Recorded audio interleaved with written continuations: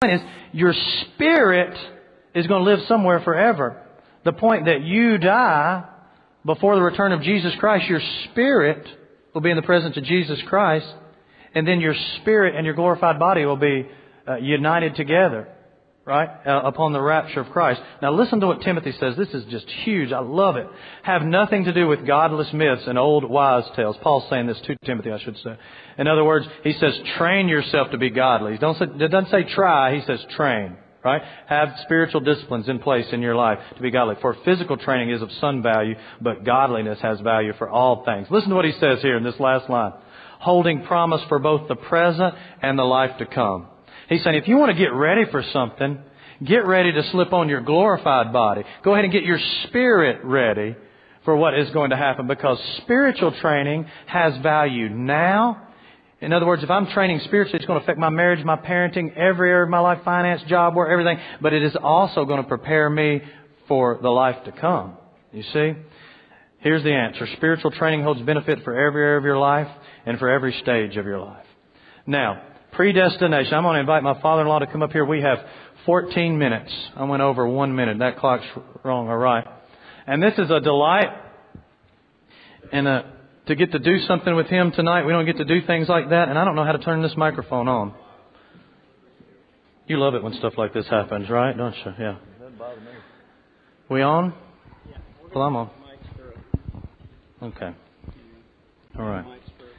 Thank you. He's got that one?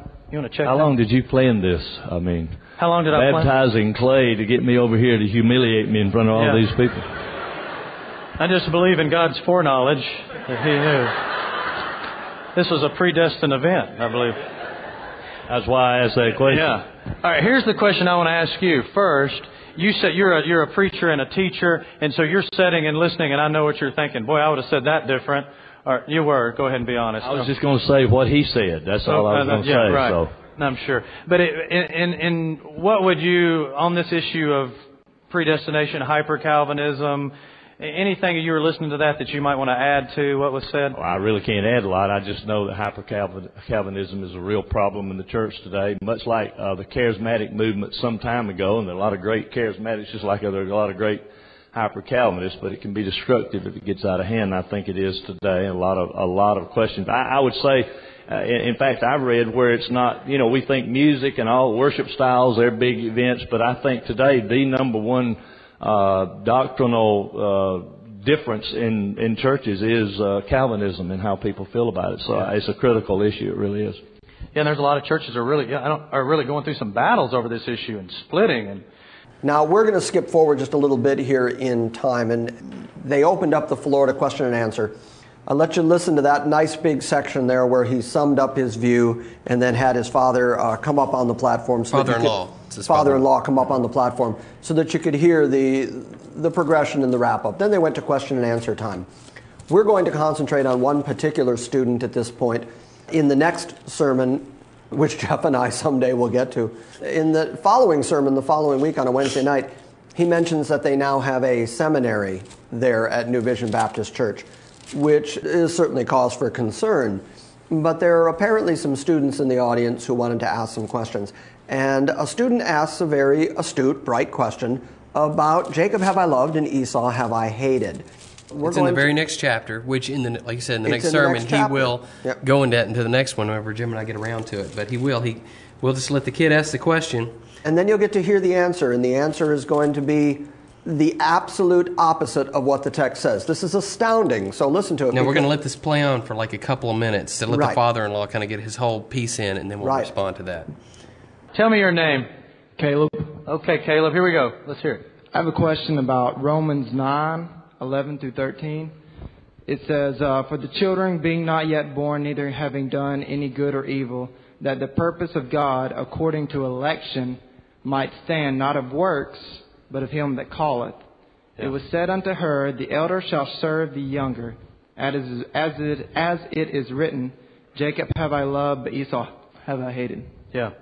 You want to take a stab at that first? Well, yeah, I will. Obviously, God did predestine and choose in the Old Testament. No doubt He chose Jacob over Esau. I think obviously that verse, the question I would ask about that verse, did God choose Esau just because he chose him. We certainly don't believe he hated him. I think that's a pretty strong word. But I think he chose him because he knew the way he would be. I think he knew the way Jacob would be, and he knew the way Esau would be. You know, I just think that, to me, is simple. That Brady's already said it's according to his foreknowledge, as far as I'm concerned. I mean, you know, I've got two brothers. One is Marvin, Bubba, who gave me my first kidney, by the way, and then my other brother's James. Now, they're different in personality. My mom and dad knew them. James was the kind of guy that when you would look at him and say, "You're disappointed in me," my dad, it'd just break his heart. Bubba, you look at him and say you're disappointed in him, he'll say, "You ain't seen nothing yet." That's just kind of the way he was. If mom and dad left them at home, told them not to do something, you know, they gave them both the same warning, but I'll guarantee you they knew which one was going to do something. I'll guarantee you that. It's just that way with God. I think He knows us. I think He knows us and knows what we're going to do. You see, there's a great principle of interpretation in Scripture I learned a long time ago, and I practiced it. You interpret the difficult passages in light of the easier passages. Brady's given you a lot of the wonderful passages that clearly, plainly teach that we have a choice. Clearly. So these difficult passages like this, and I admit some of them are there. Some of them are there. There's no doubt about it, and you just gave one of them. But I have to interpret those difficult ones that I struggle with in light of those many, many, many easier ones that make me say that whatever that means, it can't mean that God just chose Esau or chose Jacob over Esau because He hated Esau and He loved Jacob. I think He made that choice based on what Brady has said tonight. He based on His foreknowledge. Oh, there are so many things that we have to approach on that. Oh, my goodness. Starting with this idea that it is always just about God's foreknowledge. He knew what they were going to do. When the questioner came up, he didn't quote just the, I got in the Bible where it says, Jacob I've loved, Esau I've hated. Because that's what he specifically responds to. Right. But the kid read ahead of that. And he goes on to say that, well, he doesn't hold to that because God doesn't hate, even though that's clearly what the verse says. But he doesn't go into address what Paul laid out. The context Paul laid out. The context of it. Again, context is king. And he said, and that's why he says, yes, I agree. It's one of those harder verses. Let's interpret it with easier verses. Well, better yet, let's interpret it in the context of what Paul's talking about. Let's talk about those easier verses for 1 second. He said, yes. And Brady has given us plenty of verses tonight that say you got to choose. Right. Did he? No, he didn't. In fact, every one we went to was, I think, a disappointing example to disappoint their view. And more importantly, did he even give us a single verse that says you got to choose? No. And yet, that's what this man heard. Right. The father-in-law heard that Brady gave them a bunch of verses that say you got to choose. That clearly teach that. That clearly teach that. And yet, not a single example was given that actually said you got to choose. And the ones he assumed said that, we saw don't actually say it.